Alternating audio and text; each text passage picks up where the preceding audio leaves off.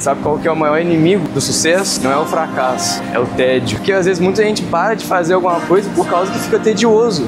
As pessoas falam, se apaixonam pelo processo. Eu acho que tem a ver mais com, às vezes, você se apaixonar pelo tédio do que pelo processo. A palavra certa não seria se apaixonar pelo tédio, mas se apaixonar pela rotina. Não, então, exatamente. Porque, mano, quanto mais você faz algo repetidamente, melhor você fica, porra. Você fica. Se você fizer algo pela motivação, cara, certamente você vai parar no meio do caminho, cara. Junto com o tédio, um dos maiores inimigos do sucesso é a motivação. Se você usa a motivação pra fazer algo, cara, esse algo que você tá fazendo, dificilmente você vai ter uma constância nele, cara. Você não tá motivado todo dia, porra. É uma lógica. É a mesma coisa, quando você busca se envolver com a pessoa, se você tá com ela pelo aquele momento que você achou que ia ser foda e todo dia você ia sentir a mesma coisa por aquela pessoa, mano, você tá errado, mano. O ser humano, ele é naturalmente instável, porra.